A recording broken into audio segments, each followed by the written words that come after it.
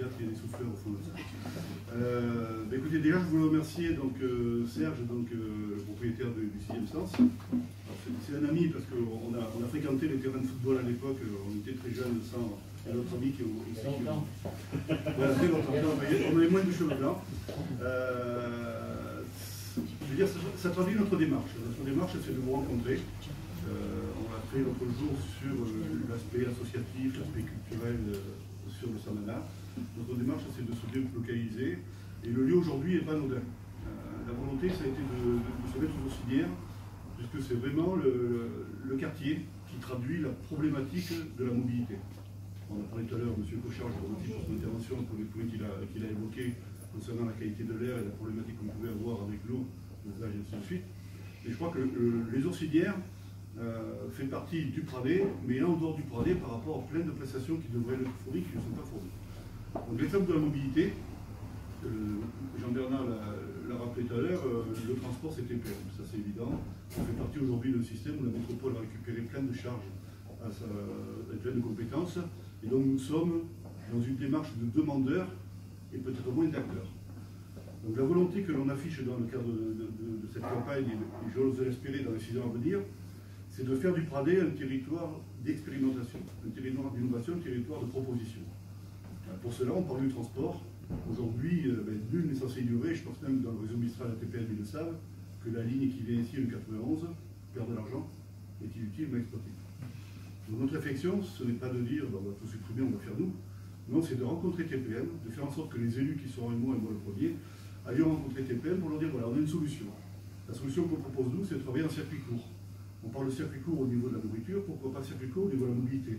C'est-à-dire qu'aujourd'hui, la proposition que l'on va faire à TPM, si nous sommes élus, c'est de mettre en place une navette, hybride, gaz, électrique, une navette qui respecte l'environnement par rapport à ses déplacements, mais une navette qui permet d'avoir une fréquence plus soutenue, qui permet d'être présente le samedi et le dimanche. Personnellement, j'ai habité à la Garonne pendant des années, c'est vrai que bon, on était plus jeune et ainsi de suite, mais il y avait un appel bus qui existait. Ceux qui l'ont connu, c'est une solution. Donc sur les Auxiliaires, on va proposer de mettre une navette en place, avec une capacité qui correspond à la capacité, on parlait de capacité d'accueil, une capacité d'accueil qui permet de répondre aux besoins de la gare des Auxiliaires. Et cette navette, pour nous, il faut qu'elle soit en circuit court. Donc, un circuit court, pour nous, c'est les Auxiliaires, le centre-ville, la gare de la gare. Puisqu'on parlait à l'époque d'intermodal, on parlait de multimodal, maintenant on parle d'intermodal, on va travailler dans le sens des mobilités qui s'échangent. On part en bus jusqu'à la gare, on a peut-être mis dans le bus le vélo électrique ou le vélo, on arrive à la gare, on monte dans le RER ou le TER, on arrive sur Toulon, on arrive de l'autre côté, et on a cet échange-là sur différents modes de transport. Donc pour nous, c'est un axe fort. Il est certain que dès le moment où nous serons élus, ce que j'ose espérer, nous allons proposer à TPM cette solution. Votre ligne est inutile, coûte cher, on a une solution, on la met en œuvre. Deuxième solution, c'est sur les quartiers, parce que les quartiers, certains sont isolés, n'ont pas forcément de ligne à proximité, c'est de mettre en place, comme il se produit sur 11 lignes dans la métropole, un appel bus. Donc ça, c'est le complément que l'on peut avoir. Je pense à l'Artorde, par exemple. On est en haut de l'Artorde, on peut très bien avoir d'un bus pour nous amener vers une ligne qui va vers Toulon, qui va vers Hyères, qui va vers la gare. Donc, on travaille au niveau de la mobilité et du transport en commun sur ces deux axes. Donc, c'est les deux propositions que l'on fera au niveau TPM pour déjà avoir une première partie de réponse au niveau de la mobilité. Au niveau des modes doux. Alors, pour moi, mode doux, ça correspond à deux thématiques, les piétons qui sont privilégiés, parce que les piétons, on est tous plus ou moins valides. Donc déjà, il y a des normes respectées pour les valides, mais après, on est fréquemment confrontés à des mobilités réduites. Ça englobe tout, ça englobe la personne qui s'est fracturée la cheville, qui pendant un mois s'aperçoit que ceux qui sont en mobilité réduite en permanence ont des problèmes. Les mamans avec des poussettes, c'est une mobilité réduite momentanée. On est toujours embêté, on monte, on descend. Je disais tout à l'heure, moi j'appelle mes petits-enfants sur l'école Sandro. On a fait un sens unique en descendant Sandro. On n'a même pas pensé à élargir le trottoir pour que les gens puissent passer tranquillement sur le trottoir, en montant vers Sandro. On parlait tout à l'heure de pédibus, c'est une des priorités. Bon nombre de gens se garent sur l'espace des arts, on peut monter à pied jusqu'à l'école. Donc désaturer cet espace qui pourrait être beaucoup plus fluide, beaucoup plus souple lors des rentrées et des sorties d'école. Donc cette mobilité-là, on va s'y attacher. On va faire en sorte que l'ensemble des cheminements piétons puissent déjà respecter les normes et puissent être conformes à l'attente des pas des temps, quel que soit leur âge et quelle que soit leur capacité de mobilité. Déplacement doux, deuxième volet de cette mobilité déplacement doux, c'est le vélo. Alors le vélo, il est certain que dans le centre-ville, c'est très compliqué d'accéder. On ne peut pas d'accéder entre les Orsières et la Garonne. Le vélo électrique amène un petit peu une réponse, mais qui n'est pas forcément, utile, je vais dire. C'est pas peut-être la réponse totale. Mais le vélo, en centre-ville, nous avons l'idée, et je rejoins ce qui a été dit, c'est d'arriver à faire en sorte qu'on crée un déplacement doux en parallèle de la première DFL. Aujourd'hui, la première DFL est compliquée. Il y a beaucoup de véhicules, il y a des bus, il y a très peu de place. On ne veut pas faire des bandes cyclables comme ça a été fait par ailleurs. Parce que les bandes cyclables, ça ne résout pas le problème de sécurité. Ça résout peut-être le problème de déplacement. Mais une personne âgée qui a pas trop de réflexes, c'est compliqué. Une personne avec ses enfants, c'est compliqué. Voilà.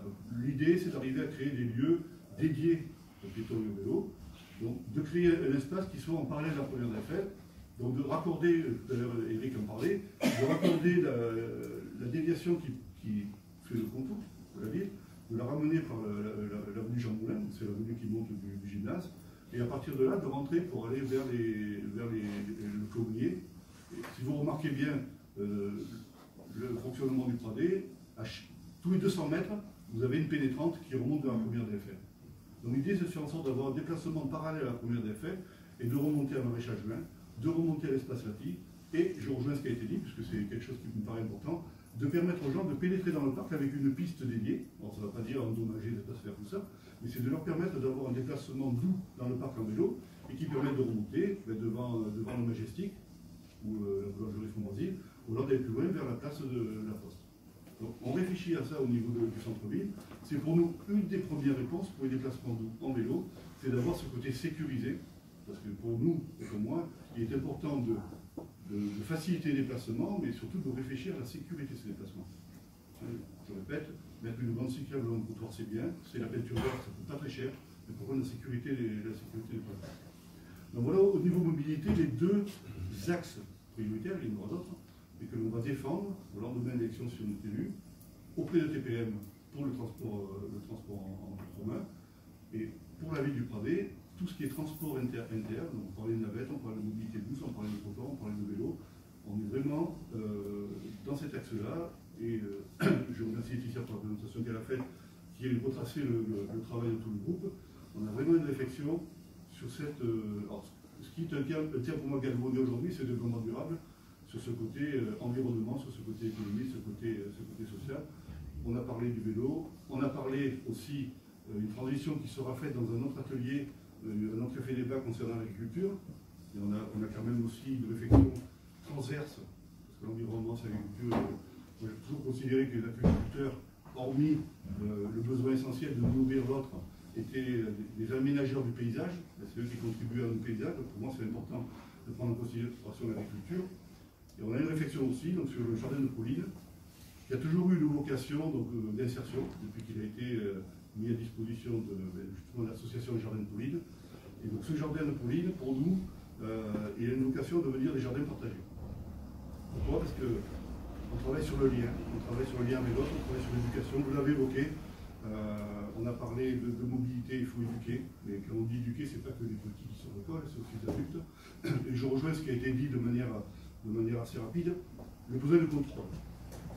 Pour moi, il faut que le citoyen demain soit éco-responsable, soit un citoyen dans la démarche de tri de déchets, de mobilité.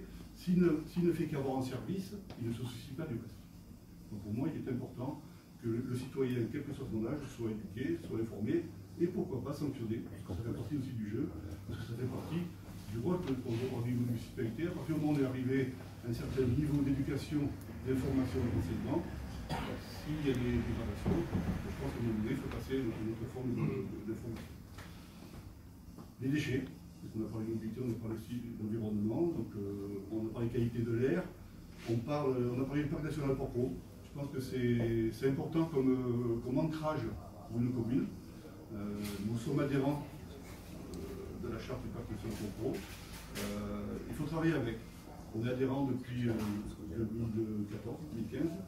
Je pense que une adhésion, c'est pas simplement signer un papier et se concentrer de mettre un panneau en train de vivre. Je pense qu'aujourd'hui, on a toutes les possibilité de travailler avec le travail sur la portée. On a des possibilités sur la mer, dans les forêts, même si ce sont des compétences qui sont conservateur littoral, et ainsi de suite. Je me répète, la volonté que nous avons au niveau de notre équipe, c'est d'être fort de proposition. Moi, le message que je fais passer auprès des gens qui sont aujourd'hui et qui demain seront élus, c'est d'être des VRP du Pradé, dans tous les domaines pour défendre le Pradé, dans son identité, dans son histoire. La métropole est obligatoire, elle est indispensable, parce que justement, c'est elle qui a tous les rouages, qui a les compétences, mais nous devons être à même de proposer, d'innover, et de faire en sorte que le territoire du Pradé soit vraiment un champ d'expérimentation sur lesquels les communes environnantes pourront s'appuyer. Tous les jours, on dit, on a évoqué tout à l'heure, moi j'ai vu dans votre commune, j'ai vu ci, j'ai vu là, on peut s'inspirer de ce qui se fait, et nous, notre volonté, dans le domaine de l'environnement, de la mobilité, dans l'ensemble des champs de compétences qui resteront au niveau de la municipalité, en fait la métropole est de plus importante dans ces compétences, nous allons être force de proposition, et on veut que notre territoire soit un territoire d'innovation. On parlait des déchets, je reviens rapidement, la déchetterie est obsolète. Pourquoi? Déjà, elle est en zone rouge, les zones d'habiter est en zone rouge depuis des générations, mais c'est bon. On va dire, on s'est assis dessus, moi le premier quand j'ai venu, ça fait partie de la règle du jeu, il y avait une déchetterie, c'est déjà bien beau d'avoir une déchetterie, mais aujourd'hui, la compétence étant transférée à TPM, elle est saturée. Elle ne répond plus aux besoins, on va dire, de la métropole. Elle répondait déjà difficilement aux besoins des temps, parce que pour moi c'était compliqué, mais aujourd'hui, elle ne répond plus, aux besoins de la métropole. Donc l'idée que l'on a, c'est de transférer cette déchetterie. Vous avez un terrain qui se trouve à Diligence. Alors on va me dire, oui, c'est l'entrée de ville, d'accord, mais à la bâtie, on est aussi à l'entrée de ville, qu'on soit clair. Et là, on a de l'espace. On a de l'espace et on a une possibilité d'installer une déchetterie qui soit à même de répondre aux normes environnementales, qui soit à même de mettre peut-être des conteneurs plus bas sur le sol pour éviter que les gens se cassent le dos chaque fois qu'ils vont à la déchetterie, et surtout qui pourrait intégrer, ce qui nous importe, nous, toujours ce lien, toujours cette volonté d'aller vers l'autre, qui pourrait intégrer une ressourcerie. Ressourcerie, ça veut dire on récupère des équipements que les gens veulent amener à la déchetterie, mais ce n'est pas parce qu'elle est cassée, c'est parce qu'ils ont acheté une maison, ils n'ont pas d'abord à la maison, et de pouvoir, avec ce lien, à travers une association, redonner à quelqu'un qui a besoin de four micro-ondes, d'une machine à laver. Et le but, c'est toujours de travailler dans des circuits courts et pour éviter le gaspillage, pour éviter tout ça. On a parlé des déchets verts. On mettra en place, moi je travaille sur ce mandrier tous les jours, on mettra en place un système qui permettra de collecter les déchets verts. Je reprends ce qu'il disait, tout le monde n'a pas une remorque, un camion qui permettent d'eux, une voiture où on entasse les feuilles, après il faut laver la voiture. Donc, on mettra en place ce système-là. On mettra en place un système de broyage. Des broyages qui sera fait par des employés communaux. Parce qu'il y a une responsabilité. Ça veut dire qu'on ne demandera pas aux gens de venir s'entasser derrière pour justement, ça va entasser, ça va faire de l'embouteillage, mais on mettra en place un broyage, parce que déjà on pourra reconvertir sur du broyage, on pourra reconvertir sur du compost, et on pourra, si jamais tout ça ne fonctionne pas à 100%, transporter des bennes qui seront pleines d'arbres et de feuilles, et non pas pleines de vide, parce qu'aujourd'hui on transporte des bennes avec des branches, donc il y a un volume qui n'est pas occupé, qui aujourd'hui nous coûte de l'argent. Donc moyen de faire des économies. On a parlé économie énergie renouvelable. On va aussi mettre en place, alors ça c'est un plan pluriannuel, puisqu'on parlait tout à l'heure d'aide de l'État qui peut changer, qui évolue, et ainsi de suite. Mais on va mettre en place un plan pluriannuel, et qui va certainement au-delà de notre premier mandat, parce que forcément c'est des actions long terme, de mise en place de panneaux solaires sur l'ensemble des bâtiments communaux. Aujourd'hui on a un CTM qui fait des centaines de mètres carrés, des milliers de mètres carrés. On a des gymnases. On a plein de lieux publics, qu'ils soient bâtiments ou espaces publics, où on peut proposer justement un abri de parking avec des panneaux solaires, pourquoi pas à la bâtie. Ça existe sur le géant casino, pourquoi pas. Ça permet de faire des économies d'énergie in fine. Voilà, tout ça, c'est dans notre réflexion, donc c'est ce qu'on va proposer dans le cadre de notre programme. Aujourd'hui, vous avez un peu la primeur, parce qu'on ne sort que quelques idées pour vous montrer que le travail est un travail conséquent. Mais moi, je vous remercie, je ne vais pas être plus long. Je vous remercie parce que vous êtes présent. Je vous remercie parce que vous nous avez conforté dans certains axes. On a pris quelques éléments qui peuvent être améliorés, je pense que c'est l'intérêt de ce débat. Je vous remercie aussi parce que vous montrez que la volonté que l'on a, et je pense l'avoir prouvé quand j'étais élu, j'ai quand même été plus de 20 ans élu, je pense que dans les CIL et dans les différentes associations où j'ai pu siéger en tant que chef conseiller municipaux jusqu'à premier magistrat, je pense que vous avez compris que la volonté c'est de concerter et d'impliquer. Je rejoins tout à fait ce que disait Alain Jérôme. Il est pour moi incontournable que les acteurs qui sont les CIL soient des partenaires indispensables. Il est incontournable que chaque fois qu'il y a une proposition, cette proposition, si elle est importante pour la commune, il n'y a pas de raison de dire c'est pas nous, c'est eux. S'il y a des demandes d'un CIL, au contraire, on valorise le travail qui est fait. Donc pour moi, ce partenariat, ce travail en collaboration étroite, cette concertation, vous en avez une preuve aujourd'hui, et je vous prie de croire que si nous sommes élus en mars 2020, ça continuera et le CIL sera pour moi un élément moteur au niveau de la décision dans les quartiers. Je vous remercie.